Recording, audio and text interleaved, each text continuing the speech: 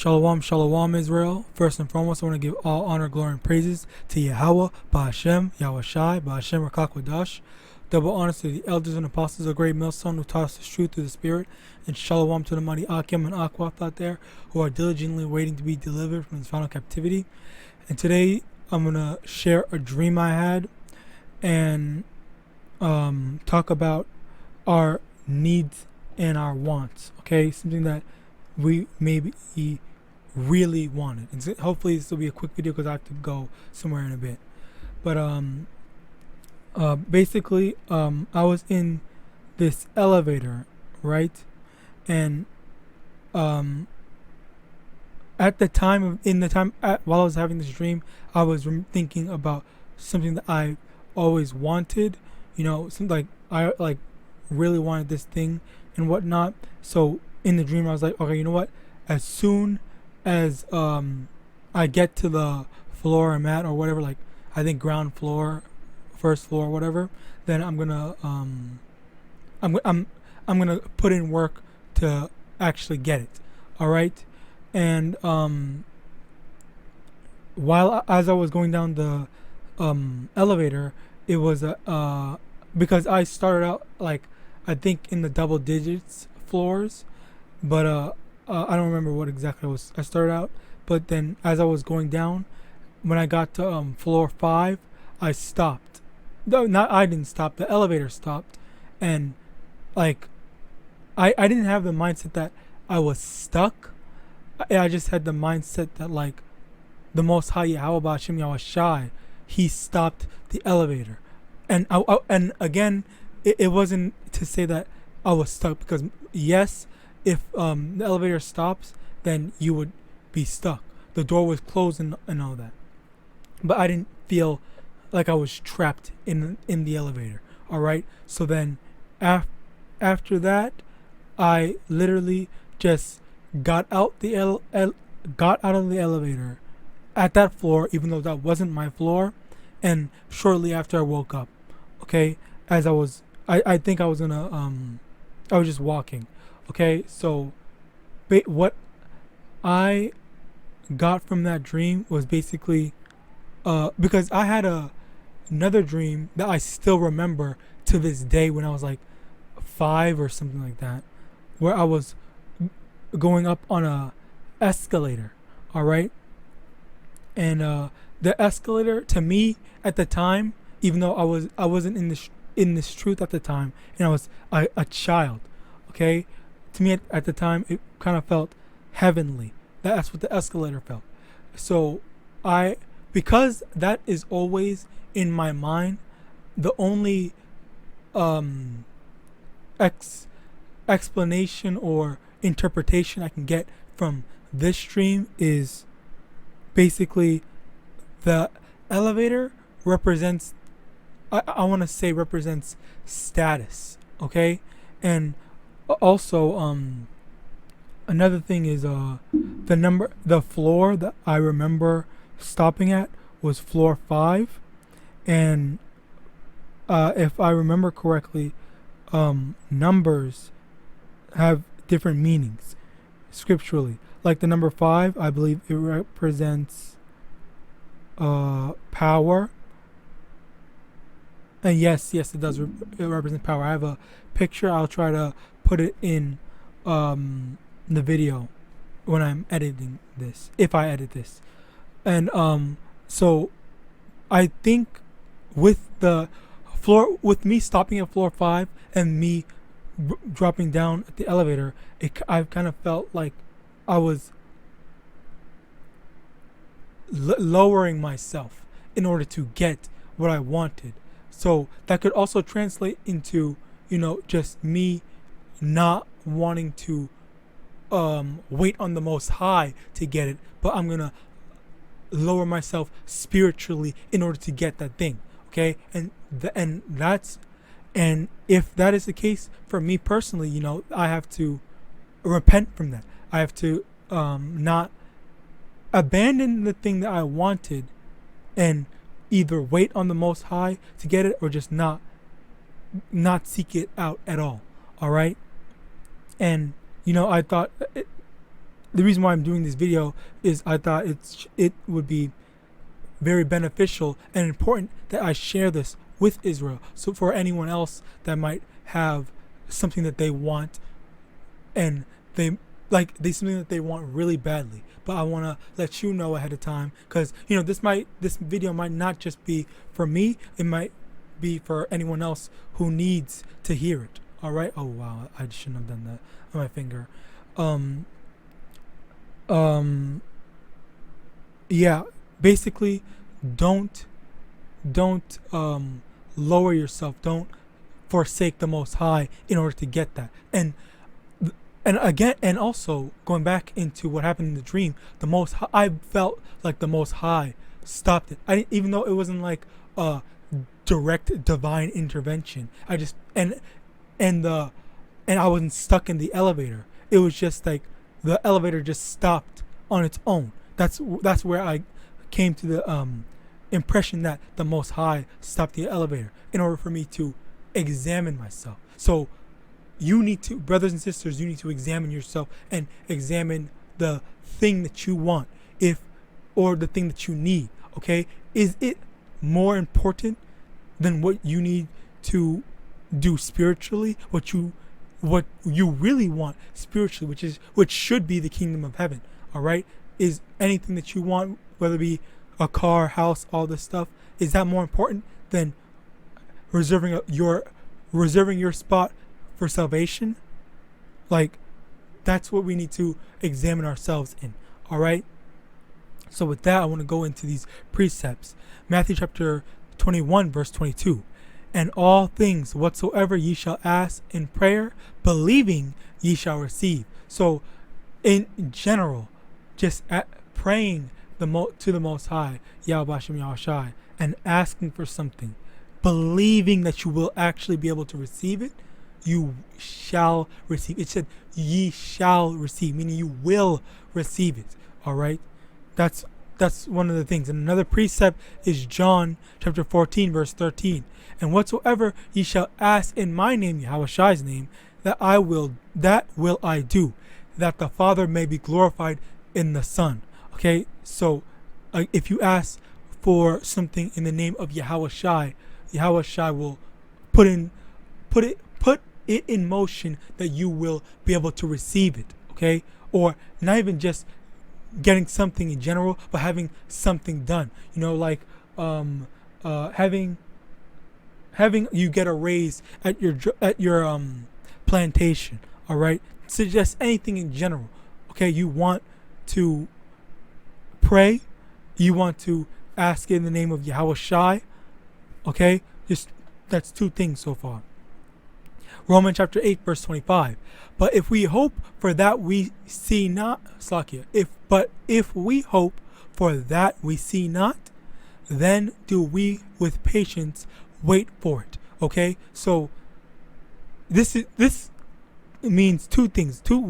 Now, first thing is the kingdom of heaven, which is spiritual, something that we see not.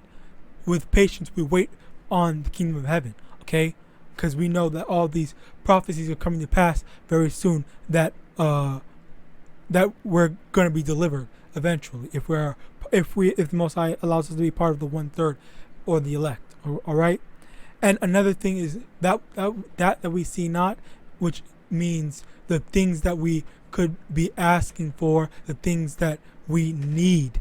All right, with patience, that we're waiting for it.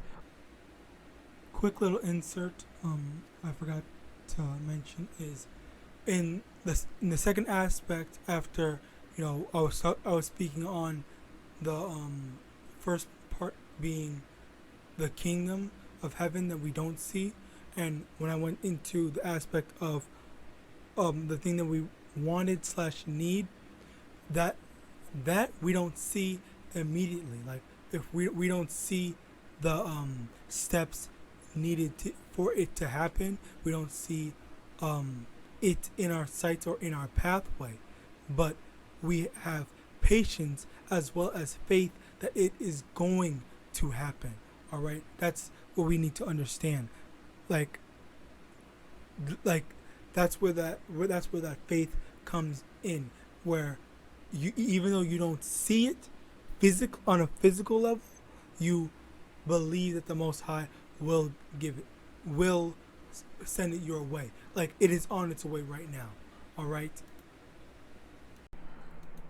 The next thing, the next precept is Hebrews chapter 6, verse 12, that ye be not slothful, but followers of them who through faith and patience inherit the promises. Okay, so what are we doing while we're waiting? What we're supposed to be doing is putting in the work for the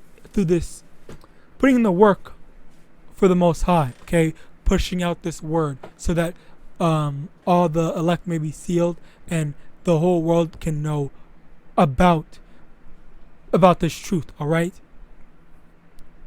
and through faith and patience we'll inherit the promises. But while we're waiting, we are putting in that work. So like I mentioned before, through faith and patience we're going to inherit the promises. This is a precept to back up what I was saying. Number one, having faith. Even though you don't see it on its way, even though you don't see the steps being taken for whatever we need or whatever we want, or even the kingdom of heaven coming, we have faith that it is on its way. Okay, and also we need patience. That's the second aspect of it. Even if it takes 50 years, 5 minutes, or whatever, you have to wait. It's not on our time; it's on the time of the Most High. All right, and on the topic of the kingdom, we see all these prophecies coming to pass, meaning that it's really not that far away. It's not that far off. All right. So YAHAWADAH, it's like it's very close because we're in the whole pandemic era right now, and all these problems coming on, and just it's crazy right now. So with that, we should be praising the Most High that we're almost out of here. All right. Another precept to that is Hebrews chapter 10, verse 36. For we have need of patience, that after ye have done the will of Yahweh, ye might receive the promise. So again, it's just saying, after we're doing what we're supposed to be doing, after we're doing the will of the Most High Yahweh, that we're going to receive the promises, receive our needs and wants in general. So, yes, as it says, if we need to have patience and be doing the will of the Most High, all right. And as we're doing the will of the Most High, we will receive the promises. But the thing is, in our patience, we need to be occupied with the work. All right. And I have a precept to that. Matthew chapter 24, verse 46. Blessed is that servant whom his Lord, when he cometh, shall find so doing. Okay? Let me see.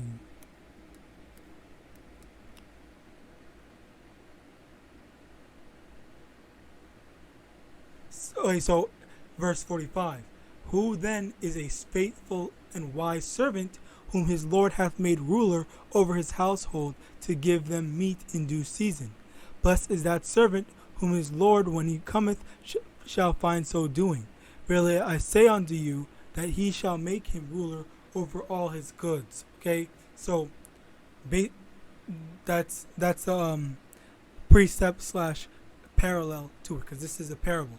Okay, this is a part of a parable where the promises, that's the goods. All right. So as we are waiting, we occupy ourselves doing the work of the Most High wants us to do. Okay, the work that the Most High entrusted us to do. All right, and that's how we occupy our time and not be slothful, or not be what's the word, caught up on just waiting, but we have something to do. All right. And another precept to that is Luke chapter 12 verse 37. Blessed are those servants whom the Lord, when he cometh, shall find watching. Verily I say unto you, that he shall gird himself and make them to sit down to meat, and will come forth and serve them. Okay, so